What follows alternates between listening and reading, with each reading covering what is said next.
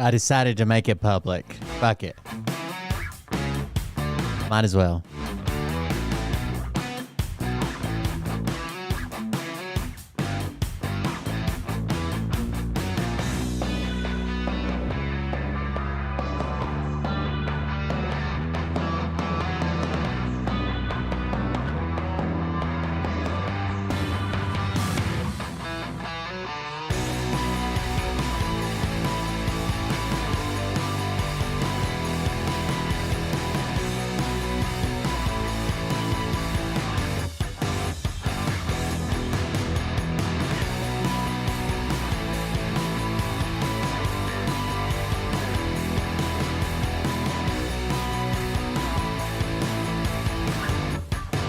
I decided there's too many people that have been keeping up with it to just put it on Patreon. We'll still do a Patreon show, but I think everybody kind of deserves an answer.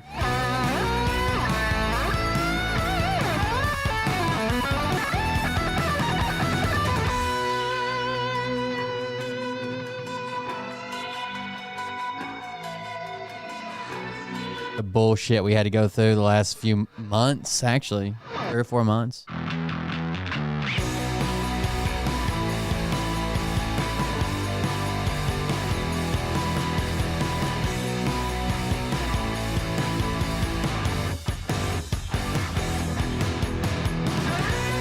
I put in Atsuko for deportation, hoping anybody doesn't care. She has a tattoo that I do not agree with.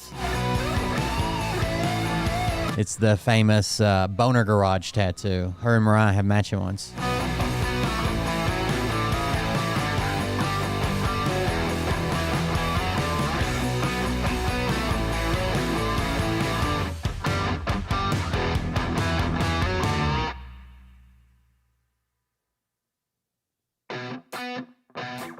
What you think about into a fire.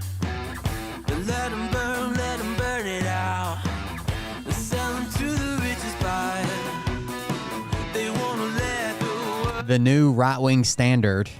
Somebody, I'll talk about it in a second. I was arguing about immigration and deportation just a second ago, but they've got a brand new standard. It's not all the criminals, the violent criminals, the gang members. Now it's, are you sure they've never committed a crime in their entire life? That's the new standard. Kill it anyway. Listen up now. Because we're never dropping out. Beat the odds, beat the big. I don't think anybody meets that standard, by the way. Like, you've never sped, right? You've never rolled through a stop sign when you're supposed to stop.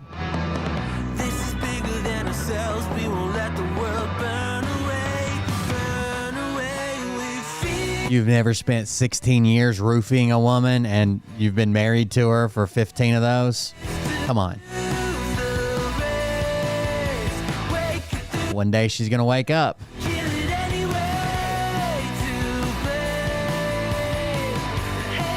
Just brown people now. Down with the Browns.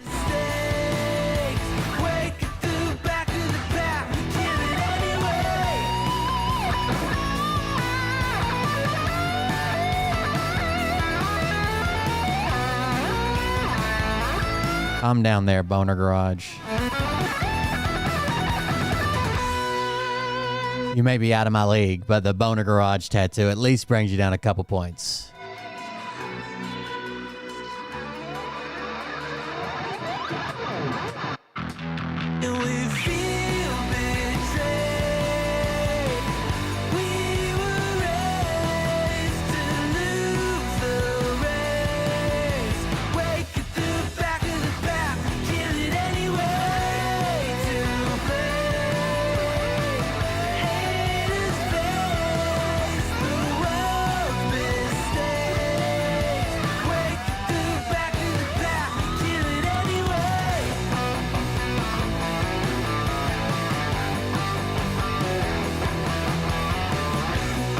Trump went off on this crazy rant, bro.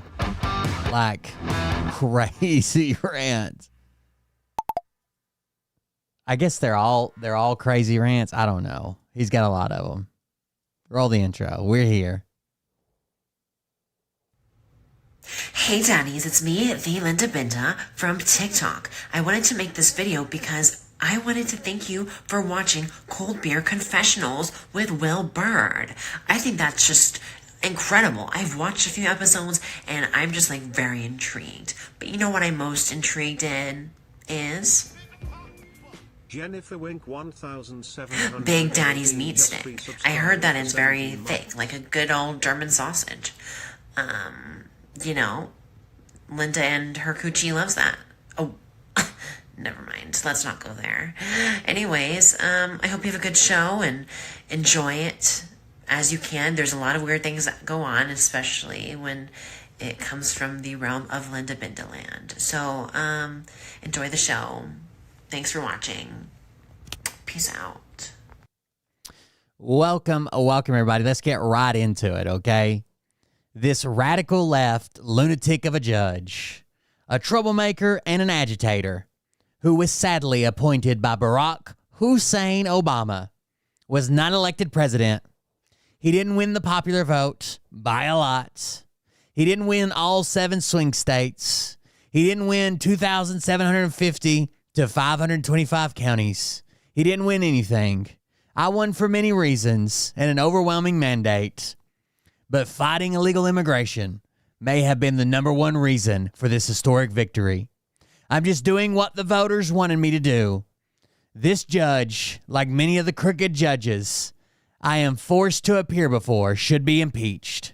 We don't want vicious, violent, and demented criminals, many of them deranged murderers in our country. Make America great again. That's Trump's tweet from yesterday, or his truth, or whatever the fuck you want to call it. That's it. You won't find a person anywhere, a normal, sane person that says, keep violent criminals and gang members here. The problem is, who are they labeling gang members? Like this guy. Check out this guy. This is last Saturday night, 238 Venezuelan migrants deported from the U.S. in apparent violation of federal court order arrived in El Salvador were processed into a high-security prison. The Trump administration had expelled most of them as terrorists under the 1798 Alien Enemies Act, it said. They were members of the violent Venezuelan criminal gang known as Tren de Aragua. The administration has not released the name of the deportees, but at least one migrant who appears to be among them also appears to not be a gang member, let alone an alien enemy terrorist, and appears to have been branded as such for nothing more than a tattoo. It's a travesty, says Miami immigration attorney Martin Resnow of Coconut Grove. He represents Franco Jose Carabaya Tapia, a 26-year-old Venezuelan barber who crossed the U.S. southern border with his wife 2 years ago seeking asylum. Now, this guy has what they believe is a legitimate asylum claim. He was in Venezuela, right? And he protested against the government there.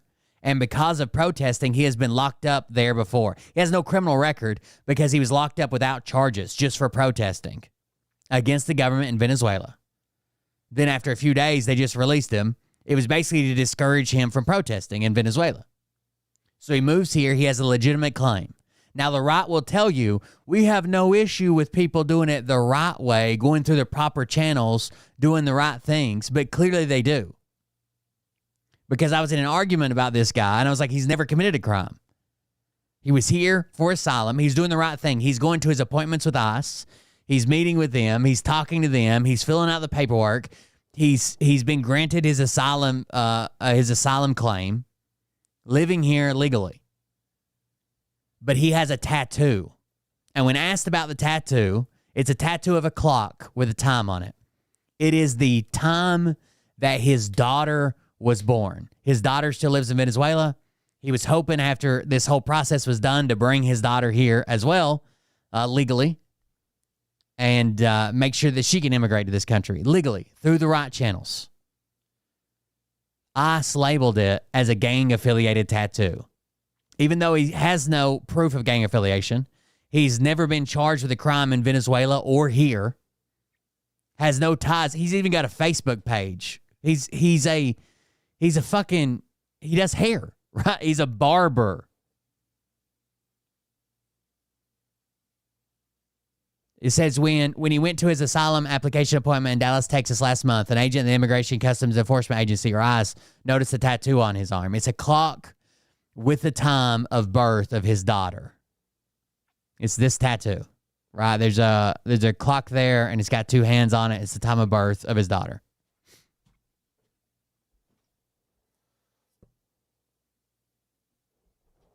They've labeled this, and the point isn't that, okay, he's lying about it. Let's say he's lying about it, okay? Let's say he's lying and it is a gang tattoo. It has nothing to do with his daughter. Let's say that's truth. That's what we believe, at least. Where is the place to argue that? He says it's a tattoo about his daughter. The ICE says it's a gang-related tattoo. Where is the place to argue that? Where do we go to argue these points? A court. We go to court. But Trump can now take any brown person that's here, even if they're going through a legal method, right? They're here seeking asylum or whatever, green card recipient, it doesn't matter. Permanent visa holder, and say that, oh, you got a tattoo, that's gang affiliated. We've decided that tech clocks are gang affiliated. And they're sending him to a country I don't think he's ever even been to. He's from Venezuela. They sent him to El Salvador, into this mega prison that's known for torture and people disappearing. And once you go in, you basically never come out.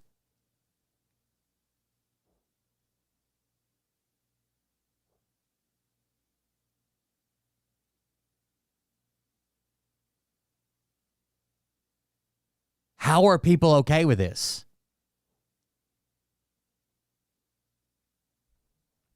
I don't know. It's wild. If this one guy's story is out here, out of the 300 that they just flew away, and so we don't even know who they are. Okay, the only reason we know that this guy is because he was able to contact his wife and say, "Hey, they said something about my tattoo. They think I'm part of a gang. Now they're telling us we might be flying out of here." Well, the first flight was canceled because of weather, but ICE won't even confirm or deny that he was one of them. So even if you're here and you're doing the right path, if your significant other or whoever, somebody you know has been picked up by ICE, you have no way to know if they were included in this roundup. No way to know whatsoever. If they went to this prison, or if they've been taken back to Venezuela, or if they've been set across on the other side of the border in Mexico, you have no way to know. Literally no way to know. But we could have put it in front of a judge, like the judge asked, and the judge and argued, like, okay, this is a gang tattoo. Here's other gang tattoos. They all have this same clock with this same time on it. It has nothing to do with his daughter. Okay, out of here, right? Whatever.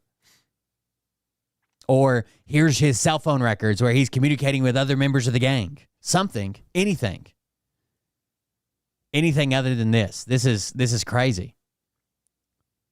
In the court records, ICE plainly acknowledges he had no criminal history in the United States, and according to Venezuela government, he had no criminal past there either. A hearing on this case is supposed to take place this week, but Saturday's peremptory.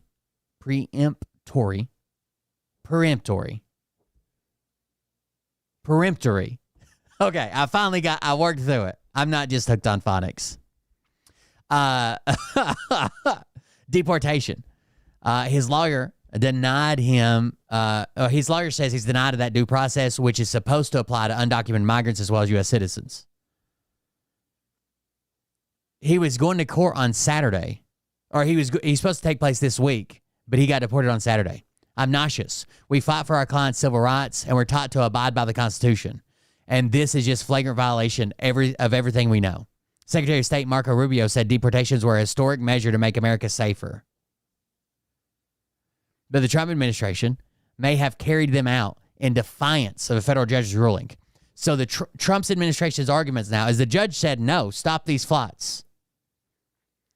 Their argument now is, well, we knew about his verbal directive, right? His verbal order to stop the flights, but that doesn't count. We didn't get the written order until after the flights had already left. And then once they're over international waters, there's another. All these are lies, by the way.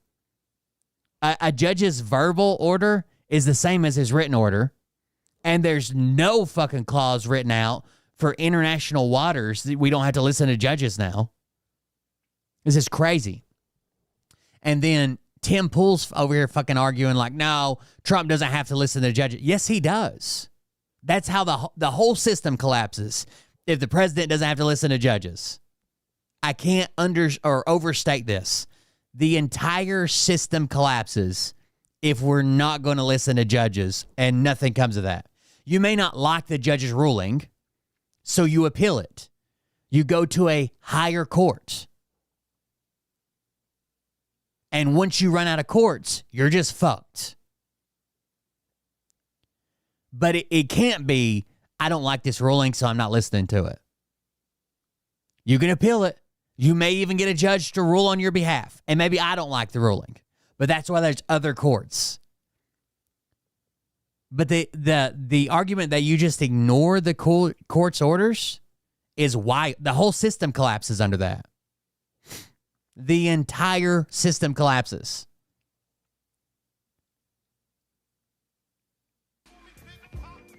They'd Flage Queen just resubscribed for 28 months. I was just catching up to right-wing Barbie. Sup fuckers. Hey, thanks for the resubscription.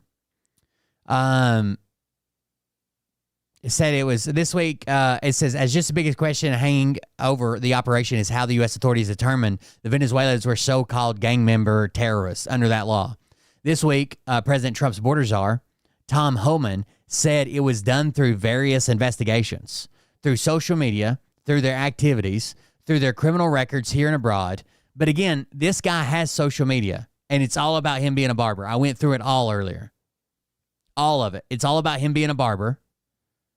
He has no activity, no criminal record, no criminal activity.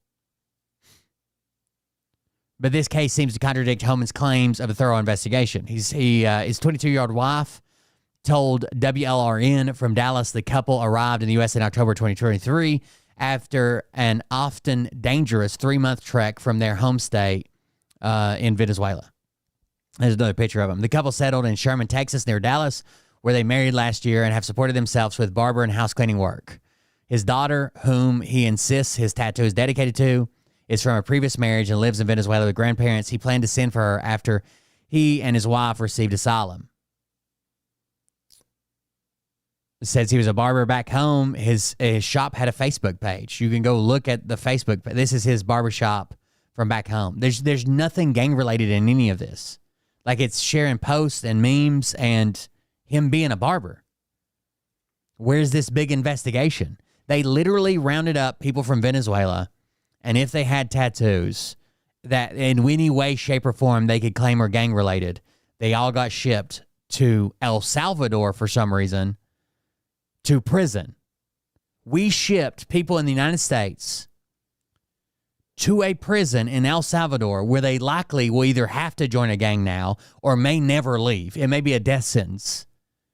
Without any court, without any evidence, without any judge's ruling, we just rounded up people in our country and shipped them to a maximum security prison in another country. That's crazy. He was a target for persecution by Venezuela's brutal dictatorship. The reason he opposed the left-wing regime, which the UN has accused of crimes against humanity and which is widely blamed for the worst humanitarian crisis in modern South American history. And he had taken part in anti-regime marches led by Venezuelan opposition leader Maria Corina Machado. they say. In 2019, he was arrested and held for 2 days without charges, and they beat him up, and he's afraid if he goes back now, they'll treat him as a traitor to the state. This is why he got asylum, or was applying for asylum, was seen him as a valid asylum seeker. It says he spoke to his wife last Friday from detention in Laredo, Texas. He told her they'd boarded him and other Venezuelans on a deportation flight that day, but it was canceled due to bad weather, and they were told they would be flown out of the U.S. on Saturday. His wife said she hasn't heard from him since that call. He told me, honey, this is probably the last call I'll be able to make to you. And then he just disappeared. It was like he was kidnapped for nothing more than a tattoo.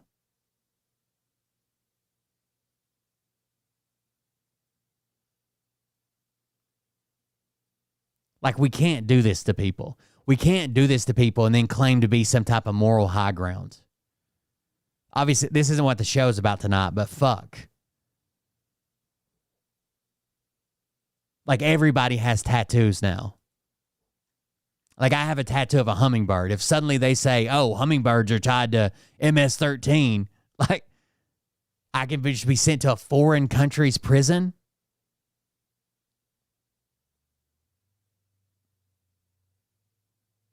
That's basically what the whole Constitution's about, Mariah.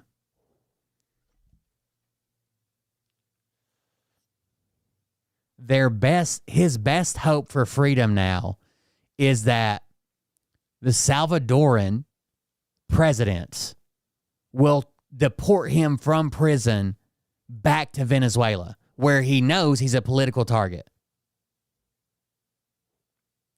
Like, this prison has a reputation for, like, you go in, you never come back out. Like, it's worse in the prison than it is anywhere else in El Salvador. People just disappear, especially if they're known to speak out against the government or against the regime or the prison or whatever. This is crazy.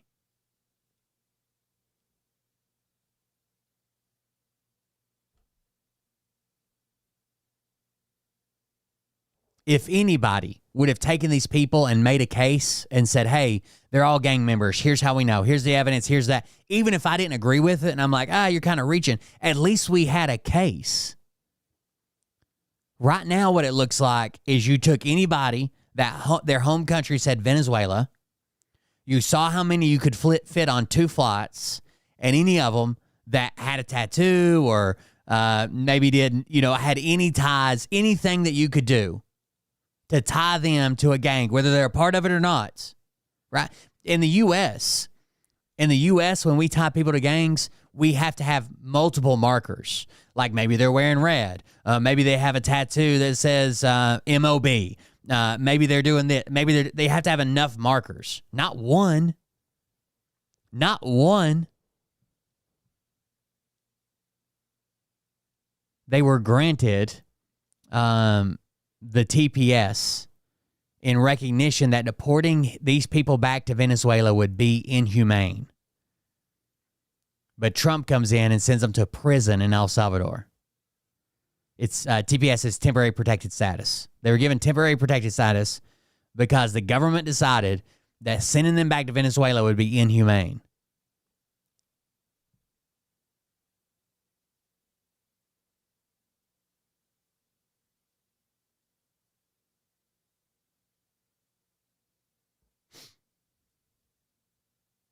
And now when they're being asked about it in press conference, they're like, well, we don't have any other flights planned. They knew they could slip these two, and they got rid of a couple hundred people, right? They knew they could slip these through. They probably knew some judge was going to rule against this. And now they're like, well, we don't have any flights planned. If something wouldn't have happened, I guarantee, goddamn to you, they would have had more flights planned. If a judge wouldn't have stepped up and said something and stopped them. I don't know. Shit's wild, man. Wild. Like, if he's got legitimate ties to a gang, cool, get rid of him. Right? But don't just lie to me and then send all your fucking retards on social media to lie. I was in an argument today, like I said earlier during the intro, and people were like, well, if they're criminals, they need to get out of here. And I'm like, what about this guy? He's never committed a crime anywhere that he's lived, right? In either country. He was granted temporary protective status and was going through the process to be here through asylum, right? And he deserves it, probably. It seems that way. He was going through the process, and he has a meeting with ICE to talk about the process, and they decide that his tattoo that he got for his child, and the guy's like, are you telling me he's never committed a crime in his whole life? Is that the standard? Everybody's probably committed a crime, right? Short of children. Anybody who's of driving age, I guarantee you have committed a crime. I don't know. Trump wants to impeach all the judges. People on Twitter are like, we don't have to listen to the judges anymore.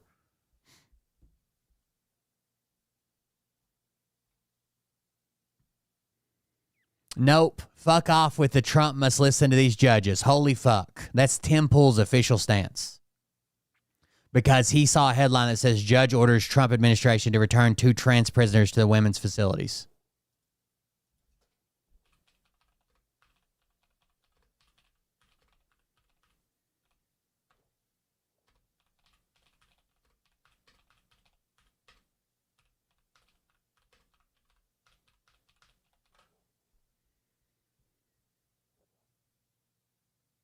When did you ever think that it would be the Republicans arguing to take away the Constitution, right?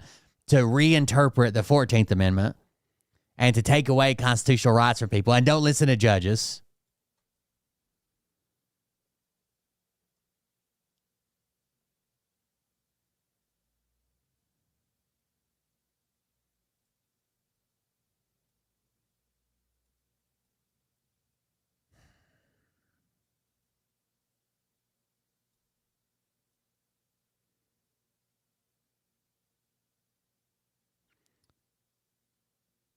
Are these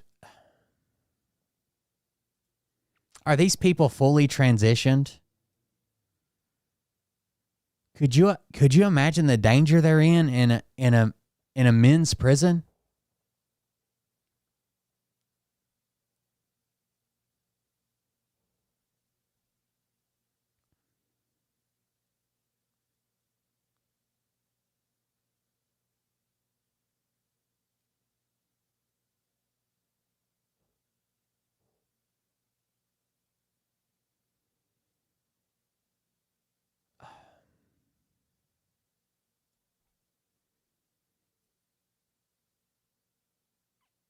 It really is. Like when they come out and say like Elon Musk said what's ruining the country is empathy.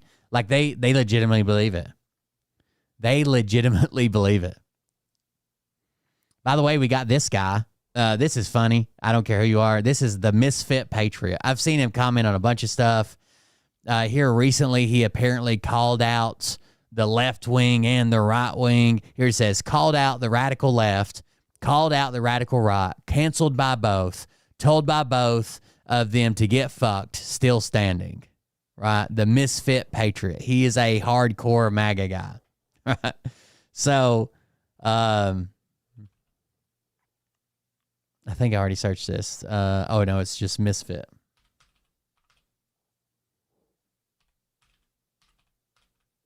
It's Misfit Patriot _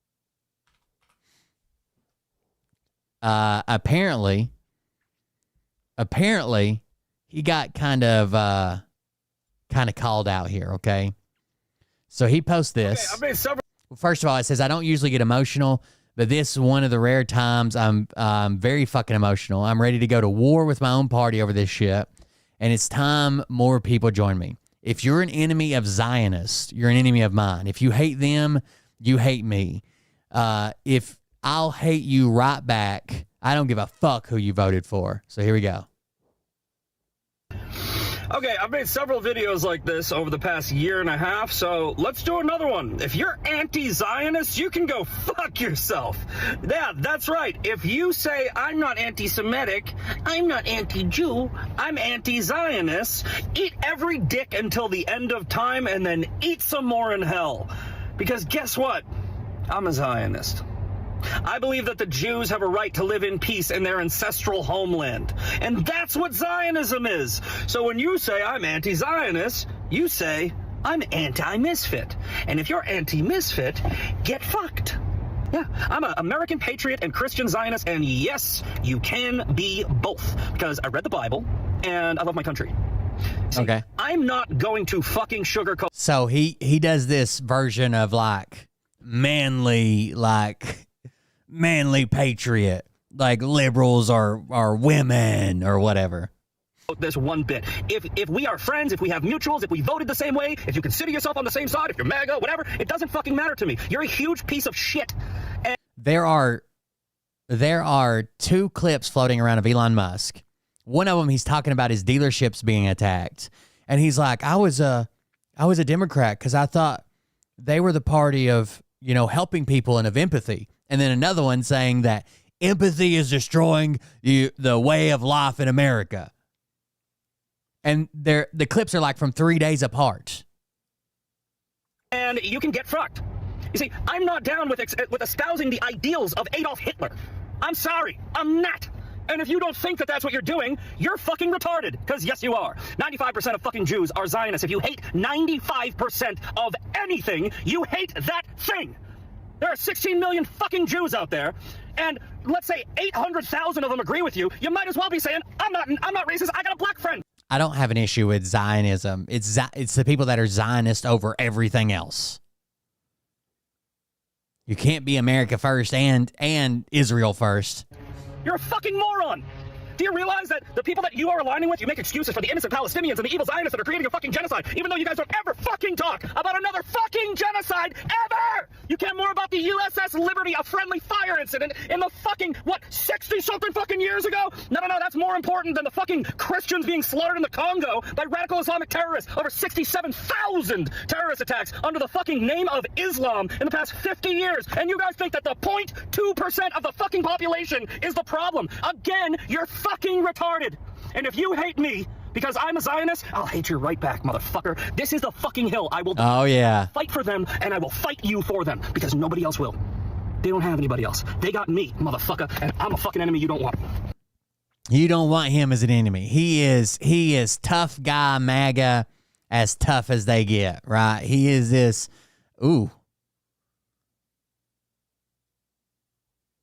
he is tough guy MAGA, okay? Tough guy MAGA.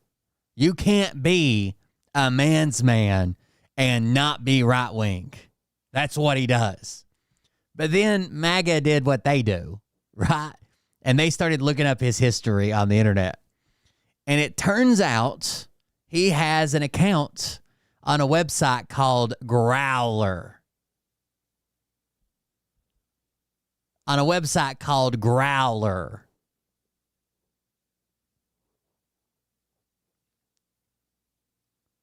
Now, I don't have a problem. I don't have a problem with whatever you're into, okay? But MAGA seems to have a problem with an account on a website called Growler. And guess what his username is on Growler? It's not Misfit Patriot.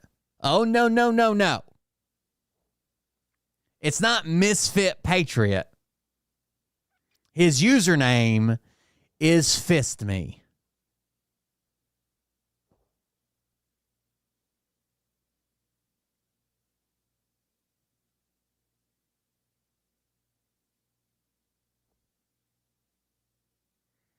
On Growler, he's known as Fist Me.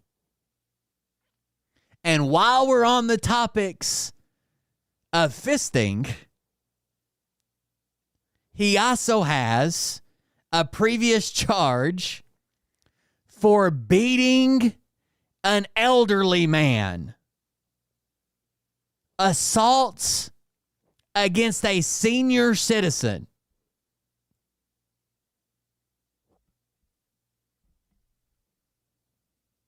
Somebody says, fist me, you're cooked. DWI arrest for New Jersey candidate who did prison for death by auto. He's coming back with this. So is this an admission? He's got a couple of DUIs. He also has a charge for hold on, let's go back to the main page. Videos like this. Let me see if I can find his arrest record. I don't want to scroll through this because of the stuff that's coming up. But give me just a second. There's Misfit Patriot. Oh, here it is. It wasn't that far down. His name is Zachary A. Bonifilio, and it's assault and battery on a 60-plus-year-old disabled with injuries. From last year.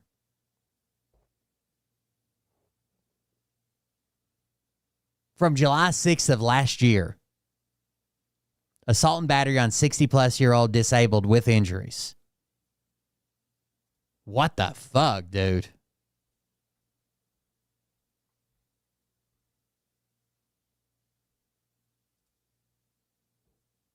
Yo, when my dad was dying, I took his and this is gonna be a screen record that they're gonna use. Who cares? Oh no. It was your dad? But I took his what's the stuff? Family members stealing painkillers from dying relatives. Oh my, he stole his dad's pain medicine when he was dying? What's the stuff called? Morphine. I took his morphine, and one time, right, because he had so much. At hospice, dude, at hospice, they literally give you a box, right? It's a lockbox, and they just hand it to you, and they're like, "This is all the morphine he needs, and he's dead." So this is a video of him talking about stealing the morphine from his dad on hospice care. And I'm like, that's a lot of fucking drugs you just gave me. Like, it's like, so I took one little. This is actually something that's like well known in like hospice nurses and shit. A lot of people have their family members steal their comfort meds. Syringe. And it wasn't much. And I just, like, I stuck it under, we were supposed to stick it under his tongue. I stuck it under my tongue and I did one little shot. And I got so messed up, right? I was like, I'm not doing this shit ever again. Like, it was messed up. Roxanol? Yeah, but I was like, hey, if you're gonna do drugs, you might as well do it on vacation while you're down. Might as well do it on vacation while you're visiting your dad dying in hospice care. So he's got, not only does he have DUIs, no big deal, right? He's got the Fist Me accounts.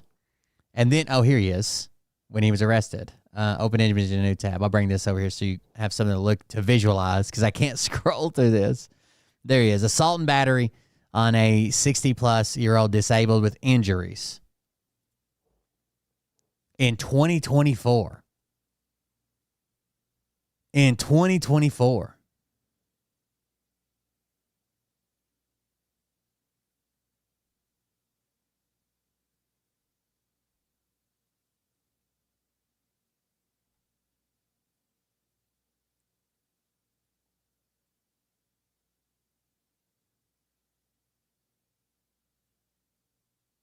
Everybody on the MAGA side is now coming after this guy. So, I don't think so. The post I shared was called out the radical left, check. Called out the radical right, check. Canceled by both. I retweeted one that said, loves to get fisted, check. Drinks and drives, check. Beats elderly people, check. Sets up a GoFundMe for both his dying parents because he's broke, check. Had to leave Maryland because of his family, check. I don't know that this guy's going to have the following he used to. I think he's getting canceled in real time. I think that's what's happening.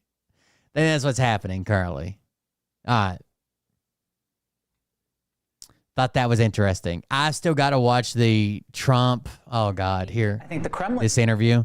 This is the Trump Fox News interview about Putin and Ukraine and everything. Here's a clip from it. I still need to watch it. I think the Kremlin media actually stated that he demanded an immediate cessation of aid to Ukraine in order to get.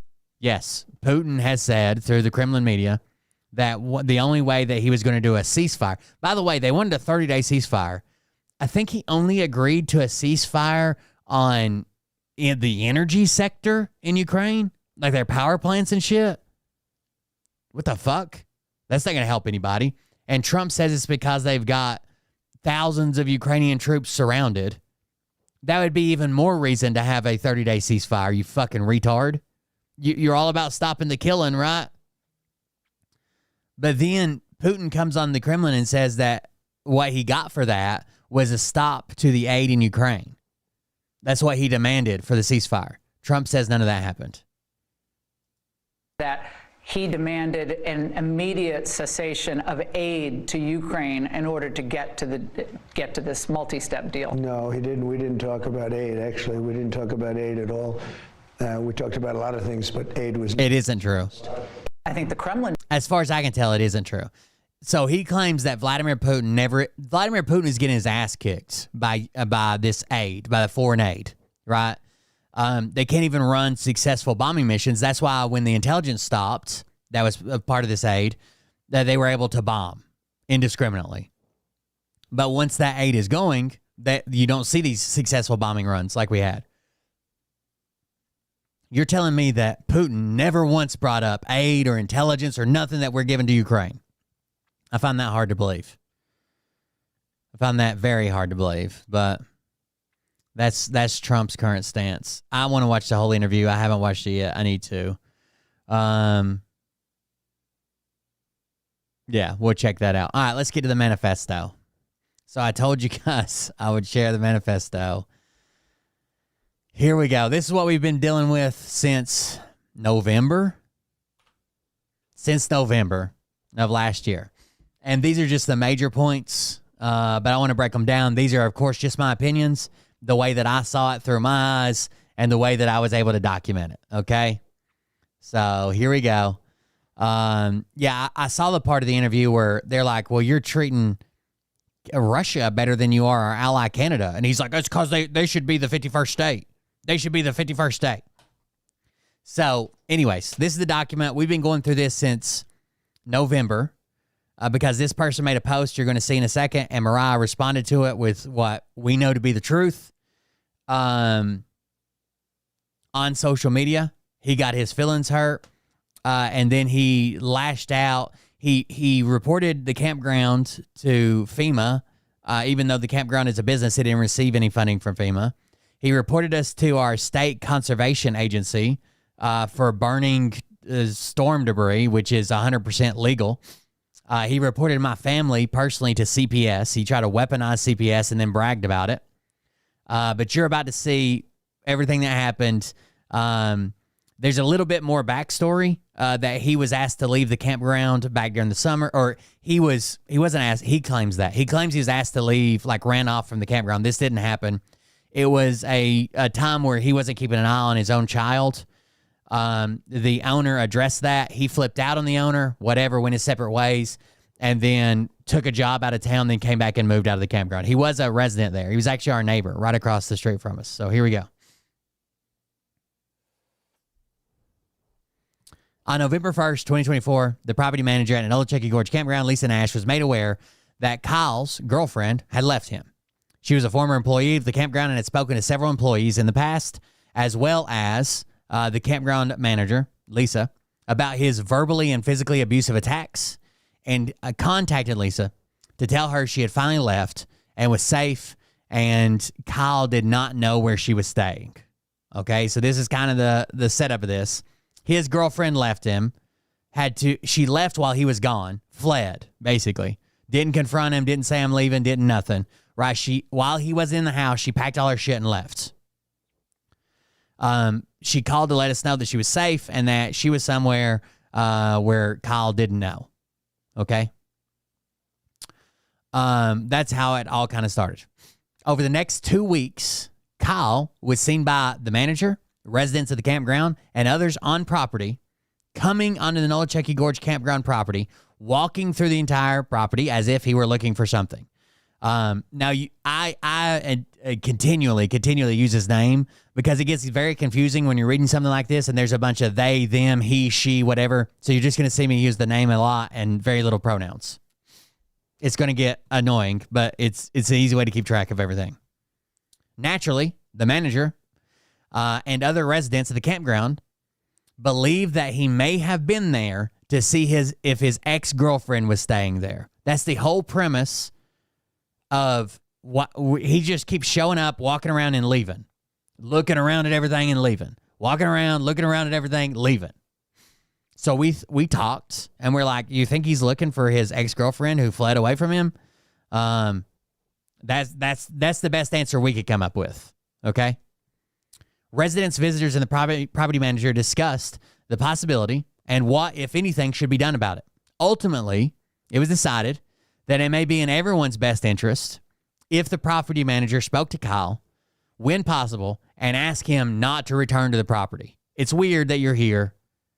It's weird that you're here just walking around looking at fucking shit and then leaving every morning and every evening. That's weird. For days on end. It's private property. We're going to ask you not to be here anymore. But before that could happen, before she could speak to him and ask him not to be on the property, on November 15th, 2024, we made a post about the Nolichucky Gorge Campground Facebook page asking for assistance, a volunteer day. The following day, November 16th, post-flood, to clean up the property, mostly concerning the fall leaves. Here's the post below. It says, tomorrow, Saturday, November 16th, we'll be having a volunteer day. We need help raking leaves and cleaning up debris from the flood. We intend to start at 10 a.m. If you'd like to volunteer, please bring rakes, tarps, shovels. We ask all volunteers to proceed on foot, ATV, or four-wheeler at the gate. Please do not pass the gate in a vehicle. Our road is still vulnerable, and there are 2 washed-out sections past the gate. Right? So before he was asked not to be on property, we made this post, and then we kind of felt bad. Like, he showed up that day as a volunteer. I'll read it in just a second. But we weren't going to tell him, hey, we don't want you back on volunteer day, right? Because we kind of invited him there. On November 16th, 2024, approximately 30 volunteers showed up to help with the property cleanup.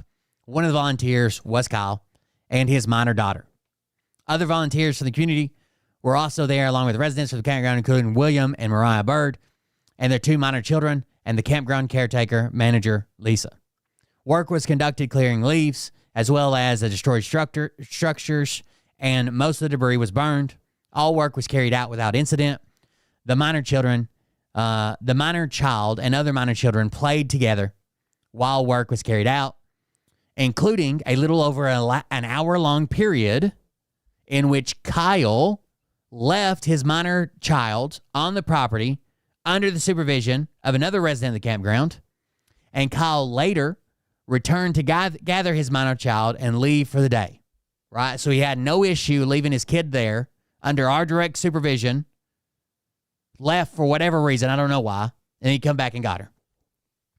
Kyle was not approached and asked not to return at this time because the post asked for volunteers, and he showed up as a volunteer on volunteer day. The property manager decided instead to let him know he would no longer be allowed on property the next time she saw him there on property.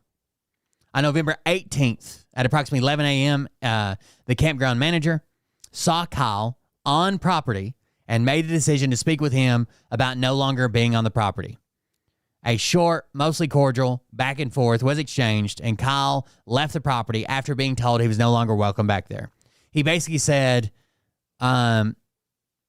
she was trying to say, like, hey, we got all the help we need. We don't need your help.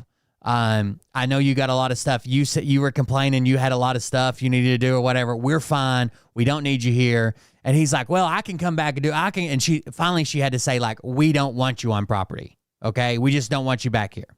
He said something like, I didn't know there was bad blood between us. And she's like, well, still, we don't want you on property. Okay. That's when he had his meltdown, I believe. She finally told him, we don't want you back on property. It's private property. She can ask anybody she wants to leave, and that's well within her rights. Also, on November 18th at approximately 8 p.m., Kyle made a now-deleted Facebook post on a Facebook group associated with the Nolichucky River, as well as kayaking and camping around the Nolichucky River. The name of the group is Appalachian Paddling Enthusiasts. The post was about his banning from the property, in which he made several claims about the property manager. Kyle claimed that the property manager was or had been verbally abusing tenants, excessively drinking, these are all quotes from him, going psychotic on guests with her drinking problem, abused and banned many volunteers, completely lost her mental stability. Kyle also made claims that the property manager had evicted several people since the disaster, and that he and his own minor child were victims of the behavior by the property manager, Lisa. He then asked the entire community to boycott the Nolichucky Gorge campground, not like boycott, like we're not open, but boycott helping us recover, right? Boycott helping us recover after the storm, right? You shouldn't volunteer. When it opens back up, you shouldn't go there. You shouldn't help anybody from there. It's just a horrible place and you shouldn't go, okay? A screenshot of the original now deleted post is included below. And this is where we get this post from. It says, hey, everyone, I wanted to put some inputs today on something unrelated. You'll notice a theme, or at least I notice a theme with Kyle, where he's like, hey, I'm not saying this, but I'm saying this, right? That's the way he posts when he's trying to get attention online. I wanted some input today on something unrelated to the railroad activity, but relevant to volunteer efforts. Those of you who know me know I've done everything I can to help as many people as I can during this disaster, from Washington County to Mitchell to Yancey, Caldwell, and so on. My credibility should speak for itself at this point, which he does. He does seem to do a lot of stuff online and then post about it so people can say, oh my God, you've done so much stuff. I have put my community at times above my personal life and sometimes sacrificed more than I had to give, because this has been the hardest time I've ever had in my life to watch people suffer. Okay. Now to the point. There are two businesses at the end of Jones Branch that used to coexist in perfect harmony. Before the disaster, there were issues with the upstream owner verbally abusing tenants, excessively drinking, and pretty much going psycho on guests with her drinking problem. I was one of them, along with my 10-year-old daughter and another tenant's even younger daughter. That is why we left, or we would probably have not had the resources to be doing things like housing people, some of which she displaced from her own campground for no reason. This isn't true, okay? He volunteered to house somebody in his old camper, right, that he used to live in, on his property that he has now. And not only did he charge them rents, but we're also being told that he was being funded by FEMA to house that person, but whatever. And they weren't displaced from the campground. They actually had a place to stay at the campground. She has evicted several people since the disaster and made them homeless to rely on the community and people such as myself. I wasn't going to say anything until today, when I was banned from the property because she wasn't overly fond of me, despite me housing her equipment operator. Again, this was a deal they did together. It was supposed to be free. He was supposed to be housed there for free. Ended up having to pay him rent because Kyle claimed he had all these legal bills. He had to pay the lawyer all this money. He doesn't have a lawyer. That was a lie. And he may have even been reimbursed by FEMA as well. That's what we heard. We don't know if that's true. But this guy, the equipment operator he keeps referring to, actually had a place he was staying at the campground. He just recently moved. I was just walking over to ask him a question about his living quarters. I haven't received a dime from hardly anyone for any of my efforts, and I don't care to. Then why mention it? I'm just trying to help put my community back together. Come to figure out, she has abused and abandoned many volunteers from the property. I can't talk to some of the residents who I was trying to fulfill needs for, including Starlink unit for a resident who was having service issues. I don't know why he couldn't talk to these people. It's not like they only exist when they're at the campground, and they don't exist. They don't have phones. They don't exist outside the campground. They just disappear when they cross the bridge. Conveniently, she has her own internet for use for herself and tons of fancy equipment, while she treats her tenants and volunteers like slave labor and plebeians. This is also, of course, not true. You're going to find out none of this is true. She has completely lost her mental stability, which is very sad. It's a tough time for all of us, her especially. But she turned on this community the second she took the business over. Well, before the storm, she's destroyed her brother and her son's legacy, and we all know that. Her behavior towards the community during this disaster is just egregious. After her erratic behavior, abuse of volunteers, excessive and uncontrolled drinking, I implore the boating community to boycott any volunteer effort with the upstream business there and coordinate with USA Raft instead if you have anything to offer. USA Raft has proven to be a true pillar of this community, and I have dedicated equipment to them when the road is open for free use as long as they need. I offered it to all businesses on Jones Branch originally. I also think the boating community should boycott the upstream business after the recovery efforts, as she is certainly an enemy of the boating community. I have seen her kick out permanent residents for too many kayaks at their camper. I am also trying to source and install Starlink for a member of the boating community who resides there so the person knows how to set it up. I really hate to do this. I've never called out a small business like this. I'm a small business owner myself, but her selfish, callous, uncaring attitude towards the community her brother built is beyond what I can accept as a member of the community. After what I've seen, this business does not post, I've seen this business do post-disaster, not to mention pre-disaster. Honestly, the Noli would be a better place if USA Raft owned the entire private land there. It used to be a community, and it still is, but she has made her business an island and hindered recovery efforts, including her own. I'm tired of standing for the abuse to members of the boating community and community at large, especially after the disaster. I think this type of behavior deserves some type of addressing as we address the other issues, CSX. These are the people that were protesting the railroad rebuilding. I would like to see the community built back with the pillars on which it was founded. Any thoughts on this statement? Am I too harsh and overboard? I've just seen a local business do so much evil in their own community. I wish Rick was still here. This is a picture of me and my daughter almost 8 years ago now.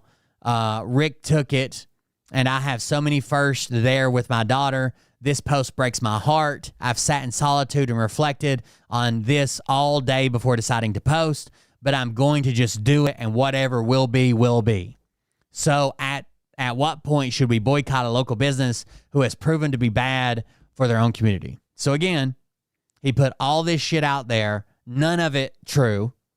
None of it true. Even from his point of view, like it was still over the top. And then he's like, I'm not saying, but what should we do now? He didn't find many friendly voices. He found a couple people that wanted to bitch and complain, but most people were kind of pushing back against him.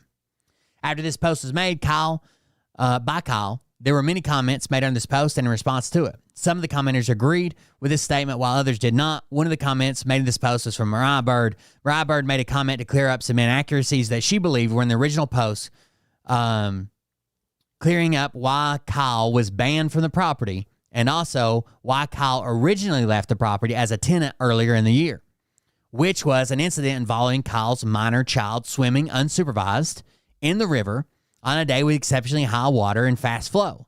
Kyle's minor child was found swimming in the river by the property manager, unsupervised, while Kyle was approximately 40, is actually more like 80 yards away. No, it's actually 118 yards what we measured out, but I couldn't remember, so I put 40 yards away on the opposite side of a building with no clear line of sight to his minor child. Kyle was consuming marijuana with a neighbor. When he was approached by the property manager, he took issue with being told that his 10-year-old minor child should not be allowed in the river unsupervised, especially under the current river conditions. So basically, he got approached for not watching his kid, and he flipped out. The campground policy is no one under 14 years of age anywhere on the property without direct adult supervision. Mariah Bird also mentioned in the Facebook post the issue with Kyle's ex-girlfriend, the abuse that was reported to her and others by the ex-girlfriend, and the suspicion that Kyle was at the campground to inquire about the whereabouts of his ex-girlfriend. Mariah stated these were the reasons that Kyle was banned from the campground property, and not because the property manager was a psycho raging alcoholic who abused volunteers and tenants. Kyle then responds to Mariah's comment and alleges that her statements are untrue. Kyle goes on to claim that he is in possession of video evidence that the Nolichucky Gorge Campground has engaged in sabotaging the property for a FEMA claim. Now, let me tell you how fucking dumb this is. FEMA doesn't help businesses. They're there for people, okay? So even if he had the most damning evidence of us sabotaging the property, how would we make a FEMA claim? Not to mention, I've documented all of this on TikTok and on YouTube since the flood happened, right? All the buildings that were destroyed, the ones that I've got videos of them washing away. Like, we didn't sabotage anything. in any way, shape, or form. But that's what he comes back with, okay? Video evidence sabotaging the property for a FEMA claim. It should be noted that Nolichucky Gorge Campground is a business and therefore was not eligible for any FEMA claim. And this evidence has not been provided despite multiple attempts requesting the said evidence or video. So multiple people have asked him for this. It doesn't exist. The back and forth continues in the comments until Kyle claims he will be contacting Child Protective Services to report me and Mariah and our minor children for the conditions that Kyle claims they are currently living in. Ultimately, Kyle, or perhaps the owner of the page, the Facebook page, delete the entire post. We don't know. Somebody deletes the entire post after a day and a half, and we have no idea who did it.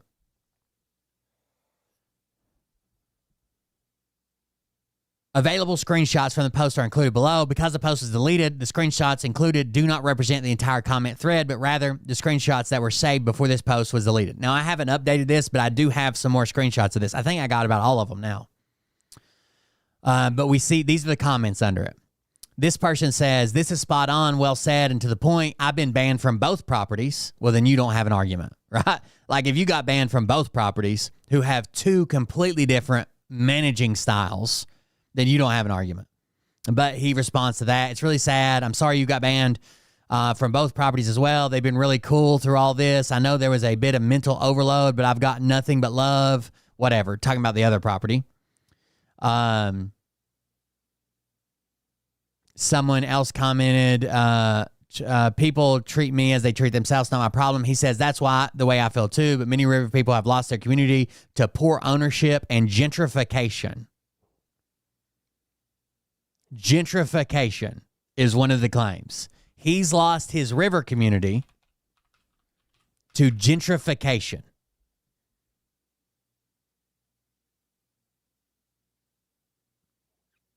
The whole river, the only people who use the river and the campground are like river hippies. What do you mean gentrification?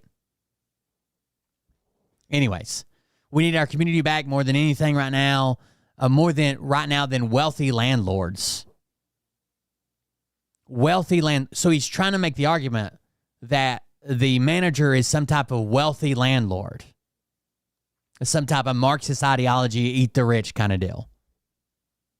Even though she's only managing the property because the original owner's son is a minor and she wants him to decide what to do with it. That's the way that the original owner wanted it. Right? He gets 18. He can decide if he wants to sell it, keep it, close it down. It doesn't matter. But somebody's got to manage it in a trust until he becomes of age. He's young, very young. Then someone comments and says, you and Danielle need to stop hating. Either way, whatever you feel, every being is hurting right now. Mariah's comment says, you seem to have forgotten a few key details about your banning. The first strike was back in the summer when you let your 10-year-old daughter swim in the river while it was high, unsupervised without a life jacket. When Lisa confronted you about how dangerous and negligent that was, you chose. So all Mariah's doing is stating it from her point of view, the truth. When Lisa confronted you about how dangerous and negligent that was, you chose to get pissy and argumentative instead of being accountable. Still, you weren't banned. You got upset and chose to move out. On Saturday, while everyone was diligently working, Lisa saw you mostly roaming around the property, chatting it up with everyone instead of helping. I didn't pay attention of what you were doing. I was busy working, but I'm reiterating what Lisa said to you today. One of the biggest reasons I would say for your banning and red flag behavior is your red flag behavior. Since your girlfriend packed up her belongings and fled from you, you've been completely unhinged. You've sent multiple messages to others trying to hunt your girlfriend down and manipulate her into contacting you. So this guy recorded, so he was in this long-term relationship a couple years, right? And he has a daughter. When this person fled from him while he wasn't home, again, there's a difference between breaking up, saying, hey, it isn't working out and leaving, and you having to wait till they leave the house and not telling them and fleeing, okay? Anyways, this person fled from him. He recorded his daughter in a voice memo saying, hey, so-and-so, we really miss you. Is there any way you can call us or like this person was intentionally trying to stay safe by avoiding you, and you had your daughter record this bait to drag them back in, right? We really miss you. I don't know where you're. Hope you're okay. Can you at least call and tell us you're okay? Or maybe we can meet up, kind of. It was disgusting, honestly. You shouldn't involve kids in that, right? That's very manipulative. You were verbally, mentally abusive to your girlfriend. That's why she had to flee while you were out of the house and has blocked you. This hasn't stopped you from trying to relentlessly locate her. I'm sure the comments will likely get me banned or cause a controversy, but if we're going to tell a story, at least tell the entire story. It's so amusing how typically those who have an issue with the manager seem to have the same sob story and all leave out the reasonings behind being banned. The manager doesn't go around banning others at her leisure, though it is her right to do so if she wanted to. You should spend less time creating slanderous Facebook posts, likely whilst drinking from your van on the side of the road to the campground, and more time getting your shit together for the sake of your daughter. That's all I have to say to you. So again, it was a pretty aggressive post by Mariah, but still truthful, right? At least what she 100% believes to be true. So he comes back. These are, some of them's out of order and they're not. Again, I don't think is the one where he claims he's going to call CPS, but still. Mariah, you're a crock of shit. You and the manager are really the only people in that fucking campground, and all you do is talk shit about everybody all the time. I don't know what you guys have problem with, but I've got video evidence of you sabotaging the property for a FEMA claim, so just go ahead and keep on with your ignorant fucking selves. You just kiss her ass because you have nowhere else to go, like a teacher's pets. Look at all the comments, Mariah. Everybody's had the same issue. The fact that you would say that is really just fucking cowardly, in my opinion. Enjoy your life at the campground. My friend is trying to sponsor your kids for Christmas. People have no appreciation.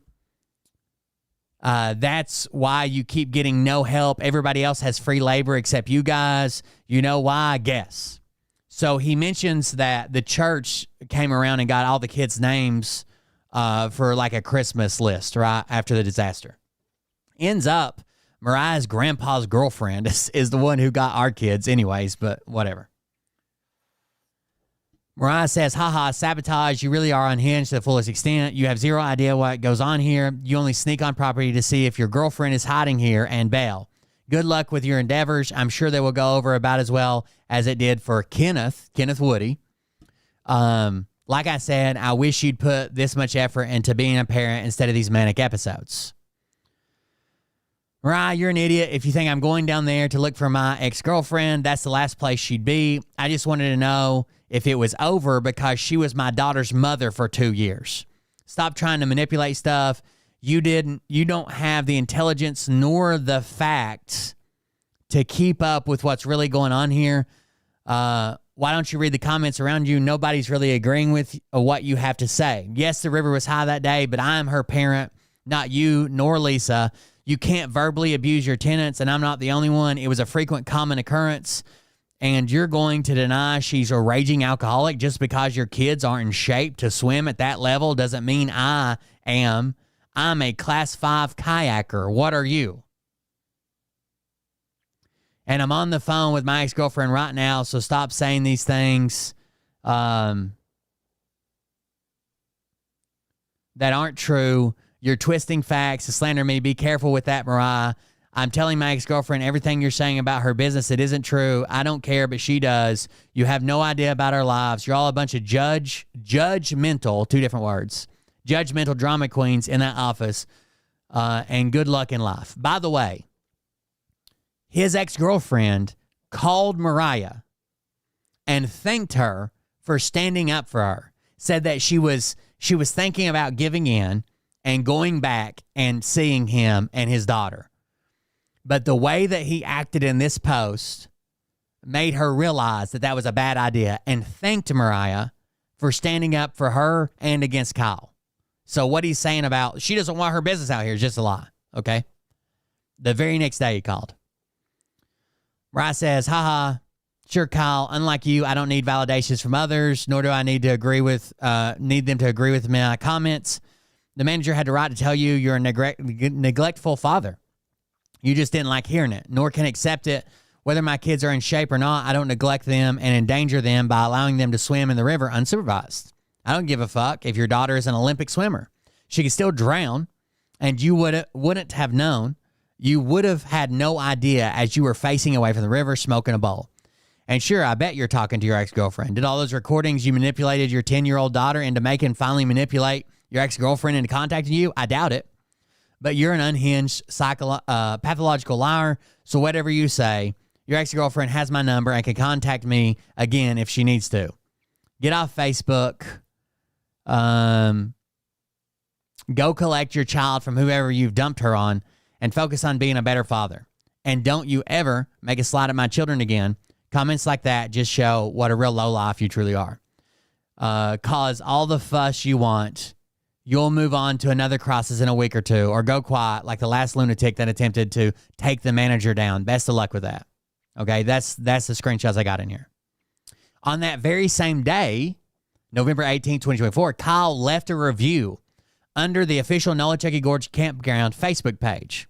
Kyle again claims that property manager Lisa Nash is a raging alcoholic, abuses her tenants and guests, and kicked me out for not tolerating her harassment. Now, by the way, we just saw in the post, he just fucking said, I left there because of this. But here in a second, in his review, he's going to claim he was kicked out. You can't voluntarily leave and be kicked out. Those are two separate things. Kyle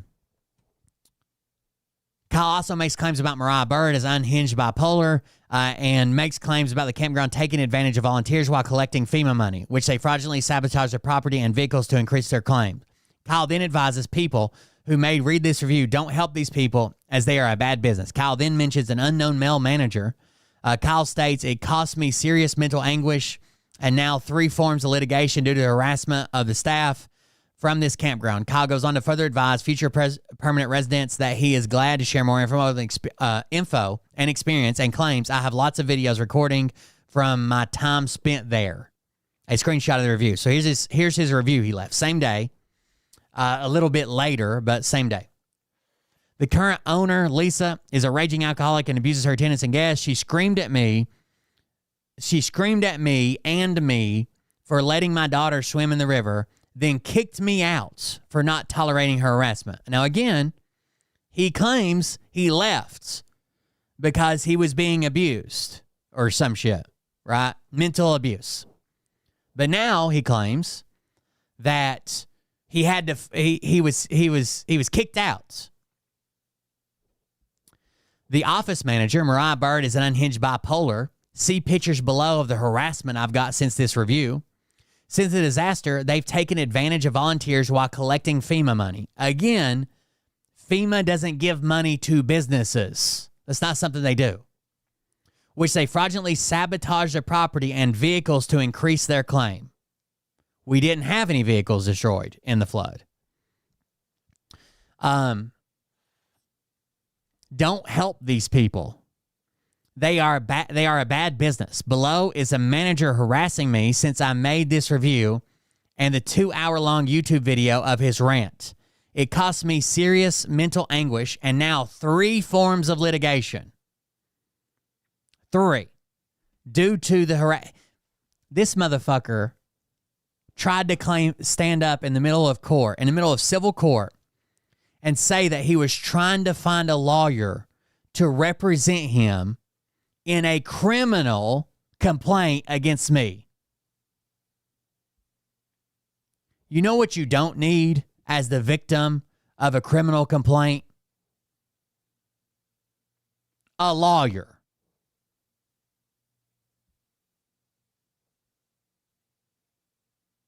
You're the victim. The state represents you. Anyways, 3 forms of litigation due to the harassment of the staff of the campground. I filed an order of protection and charges for criminal harassment and defamation. There's no such thing as criminal defamation, whatever. It cost me over $5,000 in attorney fees. What does Kyle not have to this fucking day?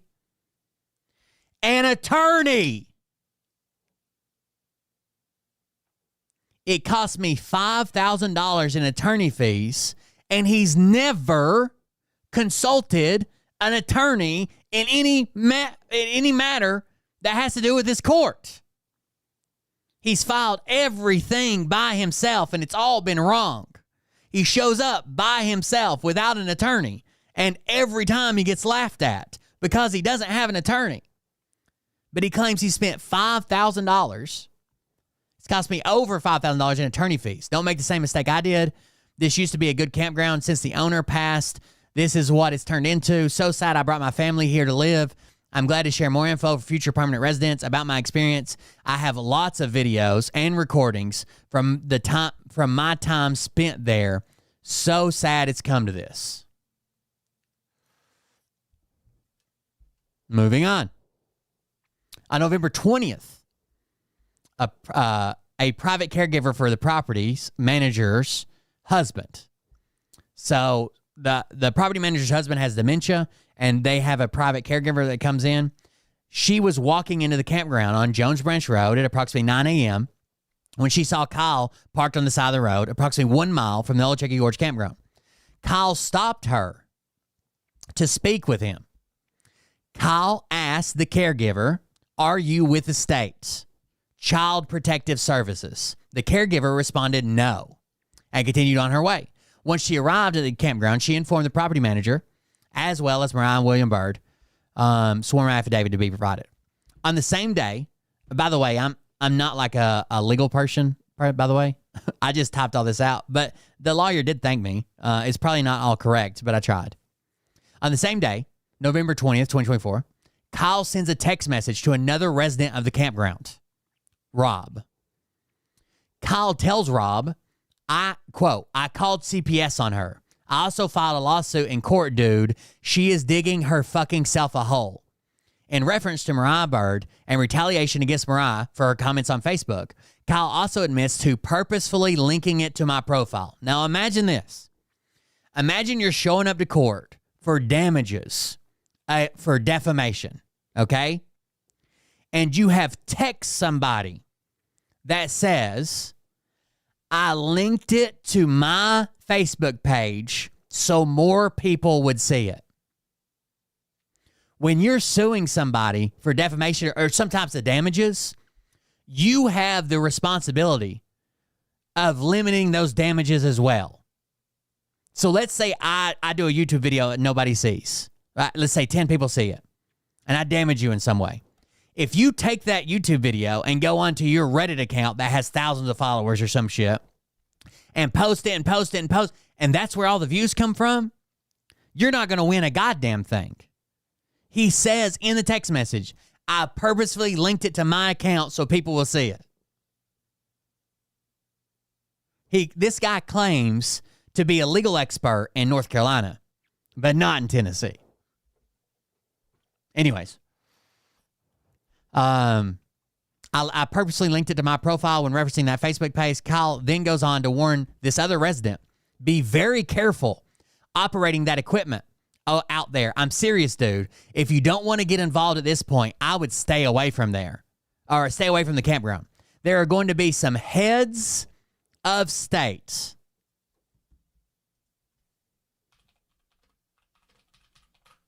Heads of state. Leaders of countries, he claims. Leaders of countries going down there along with federal agencies. Then in an even more startling text, Kyle advises the other resident of the campground, definitely don't bring your daughter down there for a while. I'm telling you, dude, this is going to get really bad. What kind of threat was that?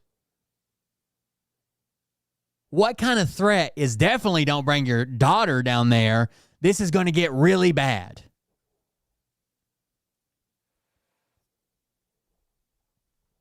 Kyle then advised this resident, just hang out at the rafting place as much as possible and be easy, dude. You won't get involved unless you're there when the wrong people show up. But I'm warning you ahead of time just to let you know, dude. The screenshots are included. Now, Kyle didn't know that we were getting every fucking message that he was sending to this person. Every goddamn one. He says, LMFAO. He doesn't seem concerned about it. He says, look at my Facebook, dude. That doesn't seem concerned, does it?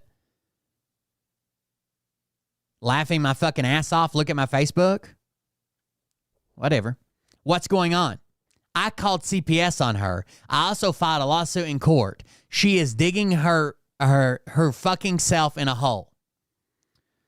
Let me see if it'll load. My shit is slow down here. The cops weren't down there yesterday or today to serve her with papers for it. I know CPS was, but I thought the sheriff's department was too. Dude, she has no idea who I know. I've already got a lawyer. Again, the one thing consistently that he did not have this entire time was a lawyer. I don't know why he keeps lying about this. I've already got a lawyer. We're going to take that camper, especially after the shit she said, dude. You need to read this bullshit. And he says, not that I'm aware of. I was on the machine the whole day. I got back, and then Nikki came, or his girlfriend came down. I shouldn't have said her name. His girlfriend came down. He then sends a copy of this summons that says, liable, $10K. I filed yesterday. Don't say shit, dude. Let her talk. My attorney is watching this. Again, chat. What does Kyle not have? My attorney is watching this. I purposefully linked it to my profile. I told you I was going to bury them, dude. Don't work too hard down there now. It's only beginning. Not watching our conversation, but this Facebook bullshit she's tagging me in. Hey, I just need to know if you told Mariah anything about the message that my daughter sent from my ex-girlfriend. I don't know how she can know about that. I never sent that to her.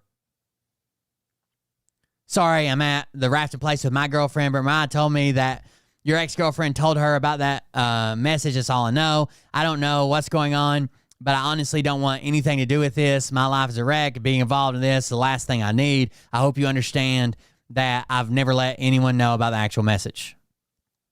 Yeah, I figured, man. I'm not involving you. That's the last thing I do. That's why I've been letting you know what's going on so you don't get involved. Be very careful operating that equipment out there. I'm serious, dude. If you don't want to get involved at this point, I would just stay away from the campground. They are going to be some heads of state going down there, along with federal agencies. Like I said, they have no idea who I know, but I'm not some white trash hillbilly. Definitely don't bring your daughter down there for a while. I'm telling you, dude, this is going to get really bad. We have a big shot attorney in the family. I filed litigation against the campground in federal courts. So just hang out over the rafting place as much as possible and be easy, dude. You won't get involved unless you're there when the wrong people show up. Again, this is a weird threat, right? You won't get involved unless you're there when the wrong people who are you sending? People to break kneecaps? You fucking retard? But I'm warning you ahead of time just to let you know, dude. I'm sorry, homie, for all this. I wish shit was the way it was when we all first became friends. Just know I didn't want any of this. I wanted to help. On the very same day, November 20th, Miss Green, a case manager for the Office of Child Safety, State of Tennessee, and two fellow caseworkers traveled to Nolichucky Gorge Campground in response to an anonymous tip called in on the Child Protective Services hotline. Mariah Bird had been reported for potential child endangerment with a litany of claims. Miss Green met with William Bird and Mariah Bird about their minor children. Abby tells William and Mariah Bird that an anonymous tip was called in by someone who was present on November 16, 2024, the volunteer day, with several claims, such as the campground has no running water. There is raw sewage all over the campground. Live electrical lines are down at the campground and children are allowed to play around them.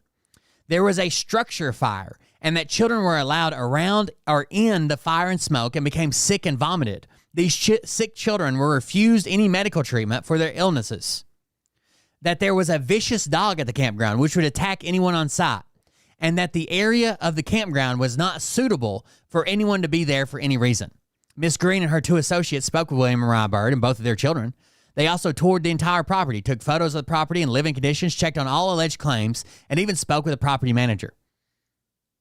Ms. Green and her two associates from Child Safety stated there was clearly no merit to these claims, apologized for any inconveniences they may have caused, and told Mariah and William Bird everything was fine with no issues present, and stated the case would be closed shortly.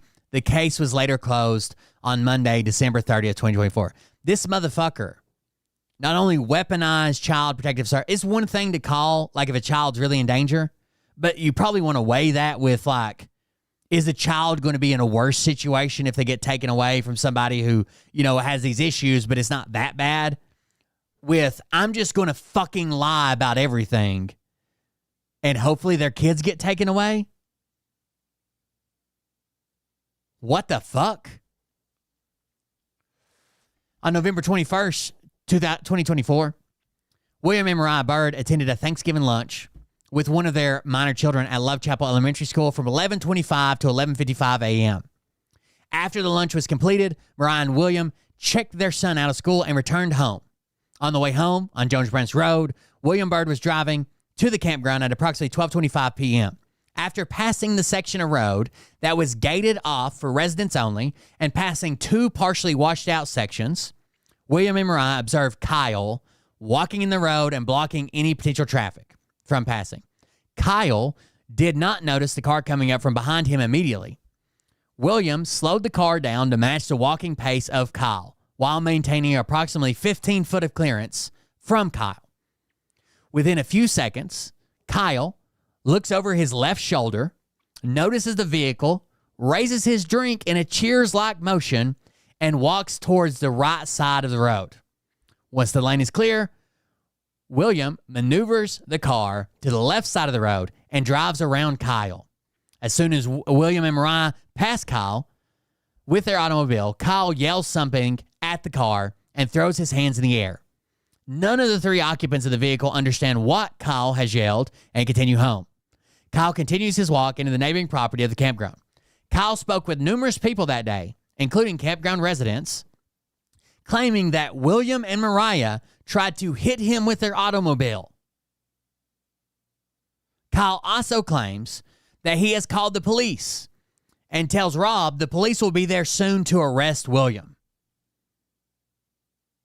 Kyle also made a post on his personal Facebook page claiming the same, in which he is talking to an unknown user that he believes is secretly Mariah Byrd. It is not Mariah or William Byrd. Screenshot follows. He says, "Yes, Mariah, I am aware. It is at my attorney's office currently. The sheriff's department will be down there soon to talk to you soon. Again, there are criminal charges being brought against you and your husband. Please do not contact me or harass me or threaten me anymore or try to run me over with your vehicle."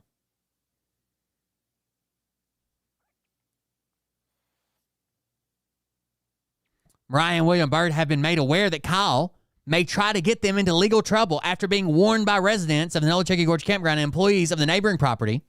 Mariah and William therefore started to record their own actions on video anytime they ran into Kyle, when entering or leaving their home or while working on the property. The November 21st, 2024 incident, Kyle doesn't know this, involving the automobile and claim of trying to strike Kyle with the vehicle is recorded on video. This is the only time William and Mariah have passed Kyle while he was walking into the Nolichucky Gorge Campground since Kyle was banned from the property, including is a group of screenshots from the video, and the video can be provided upon request. So I couldn't load the video into here, so I just got screenshots of it, but we can watch the video if you want to. You guys want to watch the video? Let me see if I can find it and get it to play.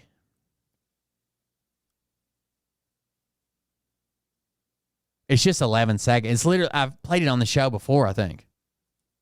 Do I think English is weird? Yeah. You can hear Mariah, and I have my kid. You think I'm trying to kill somebody with my car with a kid I just checked out of school? Anyways, he says, is English a weird language? And Mariah starts recording here. Now you tell me if I tried to kill him. You tell me what you think. Do I think English is weird? Yeah. Yes. Watch him raise his cup and do like a cheers. Is he not gonna move? It's not a belly.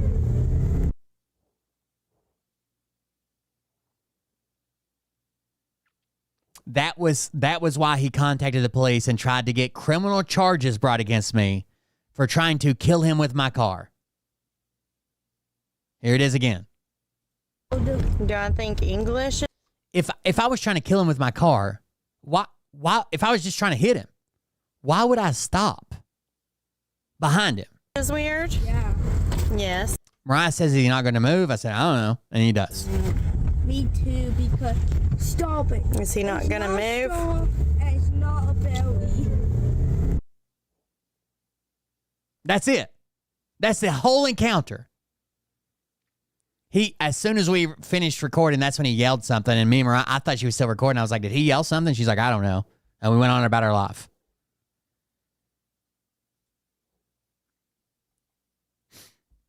On November 23rd, 2024, William Byrd was served a summons for Mariah Byrd. Mariah Byrd was being served in civil court in Unicoi County by Kyle for liable, L-I-B-L-E, which is not a civil tort, $10,000. Mariah Byrd appeared in court on December 3rd. The court said Kyle Javerick's first filing was wildly insufficient. The filing stated no such civil tort, and had no claims or information for Mariah Byrd to even respond to. The filing only stated liable and $10,000. The court stated that the case should be dismissed, but would allow time for Kyle to fix his filing if he chose to do so. The deadline for Kyle to bring his filing in compliance was set for January 17th of 2025. And the court set the following court date for March 18th. I put 17th for some reason. March 18th of 2025, citing the recent flood and recovery effort for a longer than normal delay. A screenshot of the original filing is included below. This is the original filing. It's a joke. It says L-I-B-L-E, liable, dash, $ 10,000 and 0 cents. The judge told him it was a joke. The judge said, rightfully so, I should throw this out, but I feel like you're probably going to refile it, but you need to talk to an attorney. I can't make you get an attorney. You're allowed to represent yourself, but you need to talk to an attorney. On December 26, 2024, William and Mariah Byrd were served again with temporary order of protection, filed by Kyle. Kyle claimed that William and Mariah Byrd were stalking him because, quote, now you tell me if this is a lie or not, they believe I called CPS on them. I don't believe shit.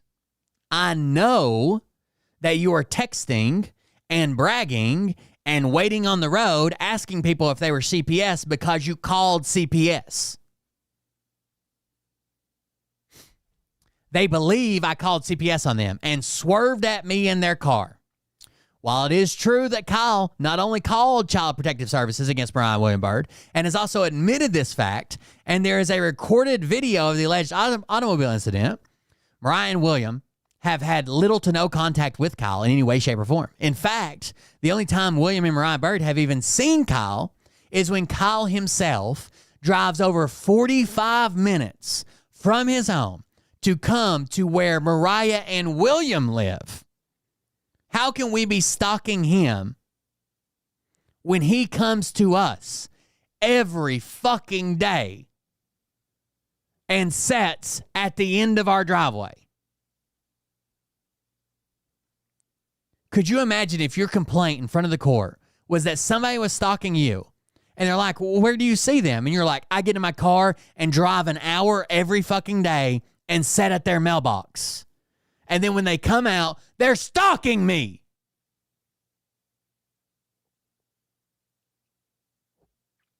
Neither could anybody else believe that. And that's why none of this has any merit.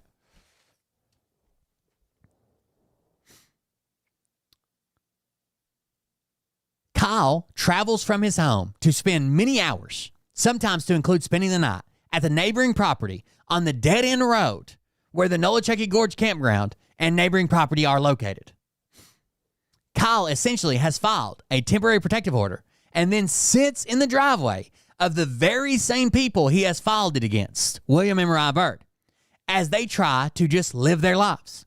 Kyle has made it extremely hard for them to avoid interacting with William and Mariah Byrd when he is always less than 100 yards from their home.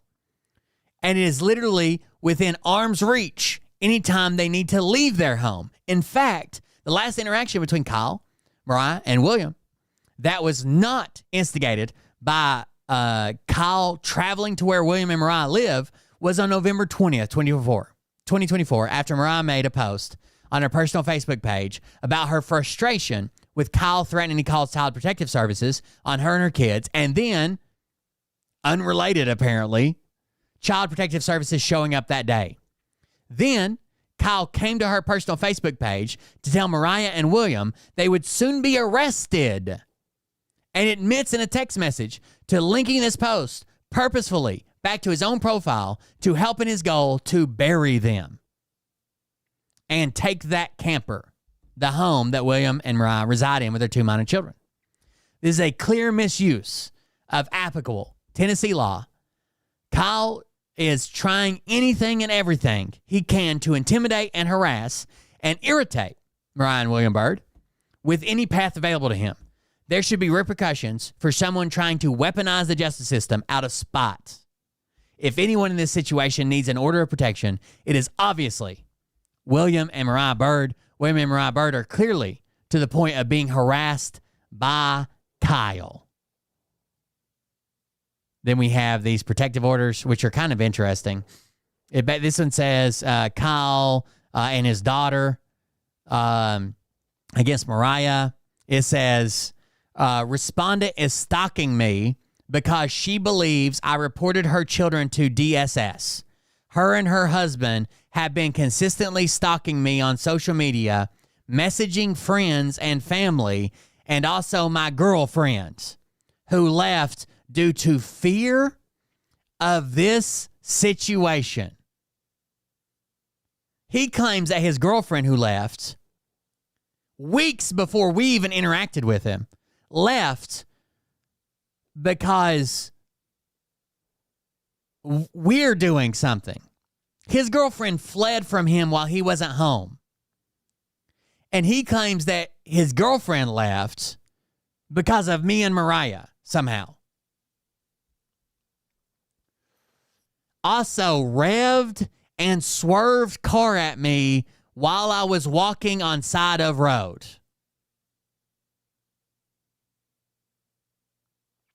Describe any weapons use. No weapons, just car. I bet his lawyer advised him to put that. His lawyer he spent thousands of dollars on. No weapons, just scar. Online stalking on Jones Branch Road. Now we get into the dark side of it. While I was really pissed. While that temporary protective order, I didn't say this in front of anybody. While that temporary protective order was in place, I had to give up all my firearms for 48 hours. And I personally believe that this guy's an unhinged fucking lunatic. Okay?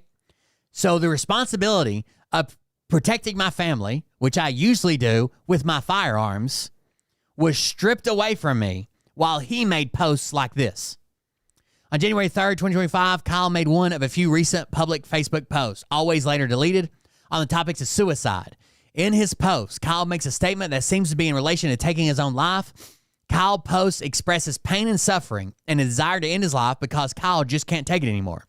This post, of course, was sent and drew the attention of Mariah and William Byrd, who Kyle alleges have stalked and harassed him. Kyle also claims that Mariah and William Byrd have something to do with his recent girlfriend leaving him, which seems to be the main topic in many of Kyle's posts, whether he is upset with his current life situation. Mariah and William Byrd were required to surrender any and all firearms they own legally within 48 hours of the temporary order of protection being served. Mariah and William Byrd now live in fear that a man who is struggling with mental health issues and is considering taking his own life, who also sees Mariah and William as the catalyst for this situation he is currently in, may show up at their home where he is often just a stone's throw away from and potentially take his frustration out on Mariah and William Byrd and their 2 minor children. Mariah and William Byrd, of course, have empathy for Kyle and any struggle that he may be going through, but they do not believe that they should have their ability to protect themselves from potential threats taken away from them, especially given the current situation. Kyle's recent post before deletion. Thank you, everybody, for all the love and support you have given me in this life, but I just can't take it anymore. It seems like no matter how hard I try, all I've ever been able to do is hurt the people I love.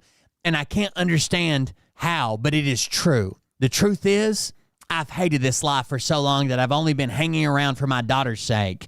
All I can seem to do is hurt her and anybody else I come in contact with. I've tried to be a good person, but I'm not. I only ever bring pain to anyone I come in contact with. I'll never escape this hell. 31 years of suffering is enough for one lifetime. I just wanted to give my daughter a good life, but I'm too broke to do that anymore. And that was everything I had left. I'm sorry to all those who cared about me. It's not your fault. And the person who keeps calling my mother and friends, pretending to worry about me, please stop. It's only making this decision harder. It's not going to change anything. I've made my fucking decision, so let me stand by it. He's 100%, I think, a narcissist.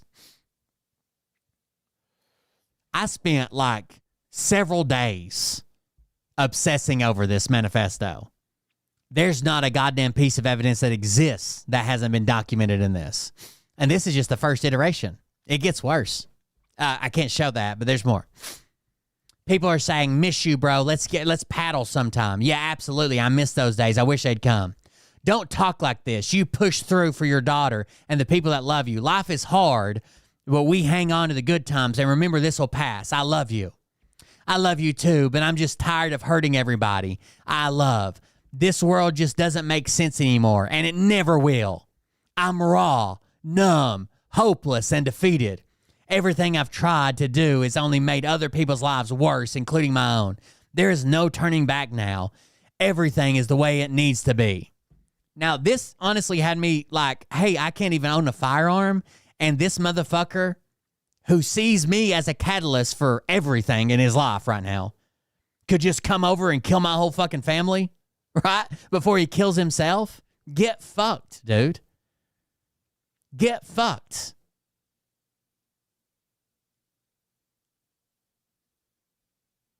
Anyways, let me finish off by sharing this. When his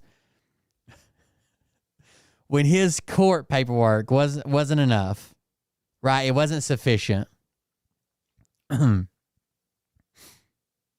He then ends up sending this through email to the court. Okay. So the judge says, hey, you're going to have to put something together better than this. This doesn't state a claim on which relief can be granted. This isn't like actual legal filing. This is kind of a joke of a filing. They don't even know what to respond to, right? You're going to have to make an actual legal filing. And the judge tells him, like, make a real legitimate legal filing and consult a lawyer. Even just go talk to one for free. But you can't bring liable 10K in here again. You just can't do it. That's not going to work. That's not how the court works. Like, you have to have lawfare in this. You have to say what they did, how they did it, how it affected you, how the court can make this better. Like, you got to do better.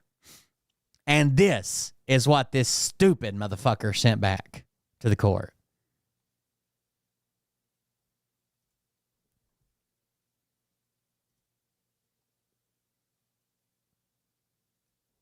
This was his amended complaint, okay? The judge said, go make it better, and somehow he made it worse.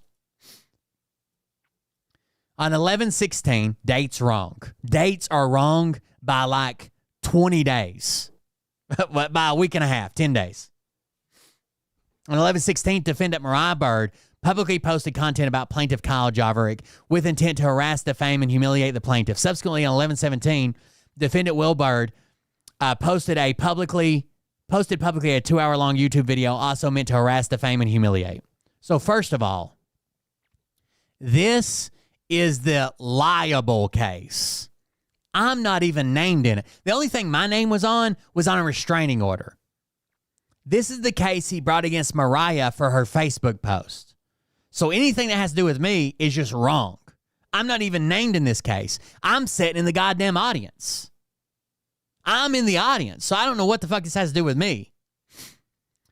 But he's making conclusions of law, right? This is a judge job to determine whether it was an intent to harass, defame, or humiliate.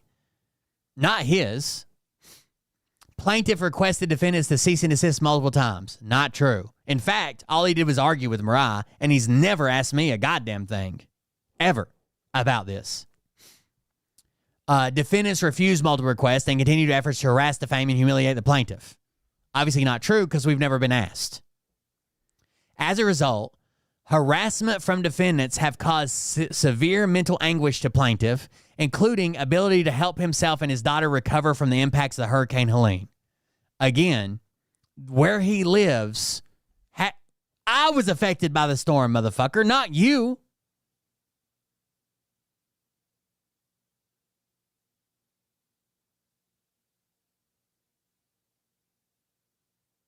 He does own a cabin somewhere that had a bunch of trees that were down from the storm, but some group come in like the first couple of days after the storm and cut all the trees for him.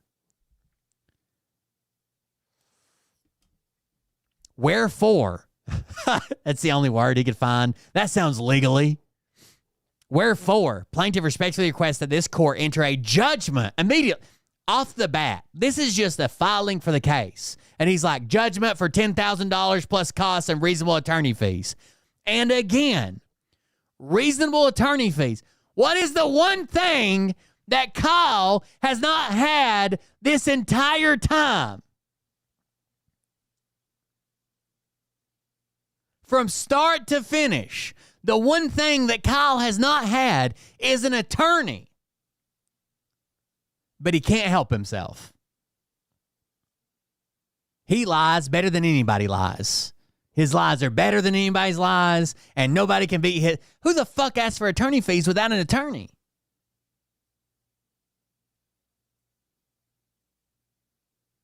When we went to court, he filed this one day before the limit that he could file it, right? When we went to court, the judge held this up in his hand, and he's like, I'm sure you've seen whatever this is, talking to our lawyer. The judge in the case said he had until such and such date to amend his complaint. I'm sure you've seen whatever this is. That's how the judge responded to his filing. Whatever this is.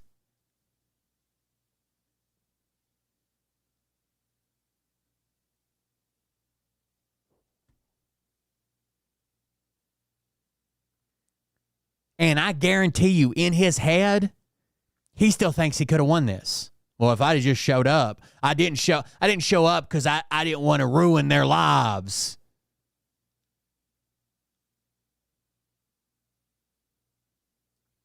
He's that type of psycho. He's still talking on Facebook as if he has a great relationship with his ex-girlfriend.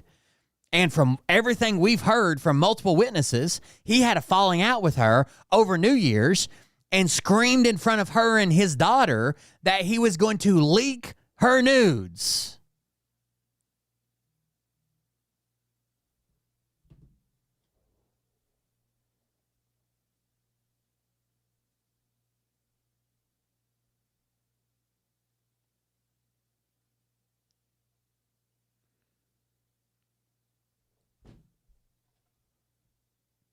It's really, really, apparently in Tennessee, it's really, really, really hard. We talked to our lawyer about getting attorney fees back from him because everything that he's done. Apparently in Tennessee, they really, really, really don't like to do that. Like, it has to be, because I understand the motive. They don't want to discourage people from filing a case just because they don't have a whole lot of money, right? So, but I think that this 100% constituted like, hey, let's get attorney fees. But our attorney said it's super rare. And a lot of times if judges feel like you're just doing it to add like insult to injury, they even get mad at like the lawyers, right? That you're the type of person that kick a man when he's down kind of deal. So she said she wasn't interested in it. That is something that very rarely happens in Tennessee, especially like the courts and circuits and shit that she works in. So we didn't do it. I kind of wanted him to show up to at least be embarrassed, but I don't even think it would work, right? In his head, he's always right. Always. Always. There's a joke going around the campground whenever somebody needs something. Like, say you need, say you're starting you're building a bonfire. People will joke around and be like, call Kyle. He's a bonfire guy. Because he's a narcissist, I think. But he's also the guy that knows everything about everything. And if he doesn't know, if you can prove that he doesn't know, he'll say, I got a guy that knows. When our road was washed out, he's like, hey, I talked to the engineer and they said the road's good. I was like, what engineer? And he's like, oh, when the county came through to assess the road. And I was like, I was there. You weren't there, and they didn't have an engineer with them.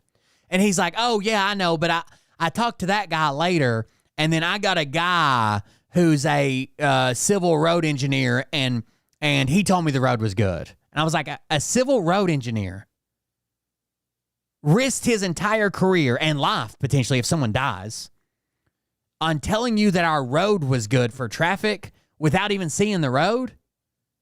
Yeah, I sent him some pictures. Like, he just lies and lies and lies, and the more you catch, the more he lies. Like, it was just fucking crazy. Crazy dealing with it. The guy's a lunatic.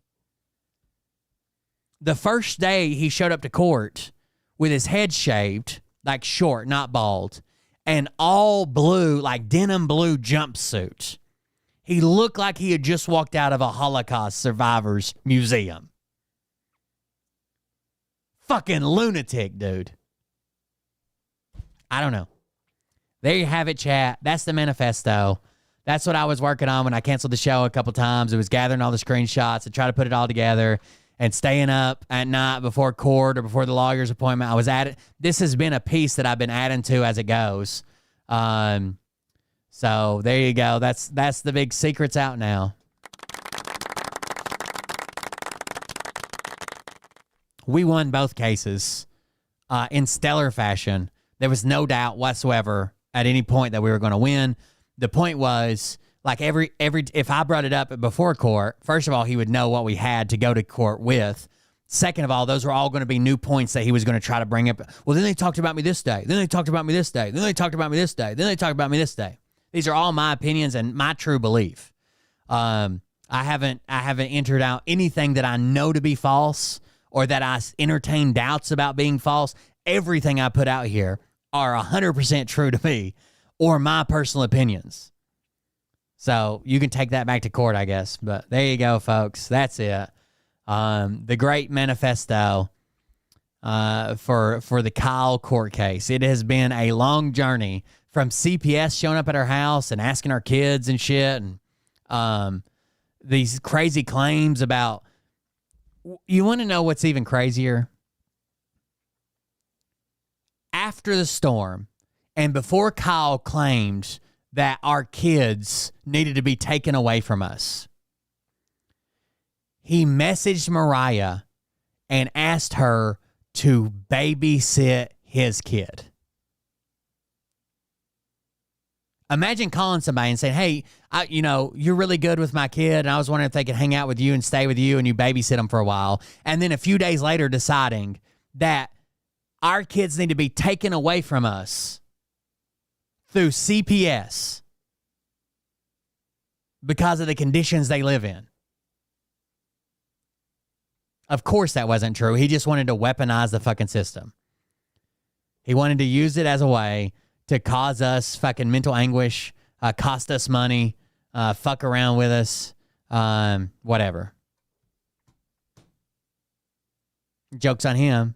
It didn't cost us a fucking dime. And I've probably made more money off the shows that I've done and the donations we've received. So there you go. Thank you guys for joining us tonight. I'll go ahead and wrap it up there since that was the main point of the show. Thank you guys for joining us tonight. If you want to support the show, our new legal defense fund for the next lunatic that comes along, you can do that at coldbeer.fund. That is this website. All the donation links are there if you want to support in some way. We will do a Patreon show. I just wanted to share this with everybody that listed. I don't know if I'll keep the replay up. Who knows? But you got to see it live. First time ever. Thank you guys for joining us. Thank you for being here. You guys have a good night. We'll see you on the next one. I'll be back tomorrow, hopefully. See you guys. Have a good one. Never. But I can tell you this about if this douchebag happens to see this particular show, you don't have the forking balls to call out the people on this planet by name and tell them exactly who they are and tell them the rest of the world who they are. You don't have the forking balls. You don't have the balls. Okay, Scott. Here we go, I think I started some shit. Listen off, it's about to get lit. Get the place in the best, you know that stage is set. You better buckle up. Have a good night, guys. Ain't seen none yet. Here we go, I think I started some shit. Piss 'em off, it's about to get lit. Get the place in the best, you know that stage is set. You better buckle up, cause you ain't seen none yet. And they say that I'm a lunatic. Well, listen, bitch, I came equipped with a quick wit and a 6 cents for the stupid shit. Where my true believer? Y'all need Jesus. Praise the Lord, head to the extreme. All these false fucking prophets who profit off of gossip. Worshipping drums, cocking, begging for a throat deposit. Swinging fucking meat hammers like four in a thong. He's strapped to the shaft, eating his chest like he's King Kong. Starving for attention, I'ma make your gut burst. I'll be your huckleberry, I can quench that thirst. Baby eating lizard people, alien sex. What's next? Trump in a dress, fucking Flynn on his desk. A retard in a vest, climbing up 5G towers. Cause you told him if he did, he'd get fucking superpowers. Here we go, I think I started some shit. Piss 'em off, it's about to get lit. Get the place in the best, you know that stage is set. You better buckle up, cause you ain't seen none yet. Here we go, I think I started some shit. Piss 'em off, it's about to get lit. Get the place in the best, you know that stage is set. You better buckle up, cause you ain't seen none yet. I used to find clues too when I was high on shrooms. I found myself a tunnel that led to Jason Q's bedroom. Opened his closet, I found some of his meat rockets. I strapped it to my shoes and then I flew through the roof. I found myself in orbit strapped to an Good night. 16, high on amphetamine with Trump in between. Put on a light coat of baby oil and saluted the troops. He tapped me on the shoulder and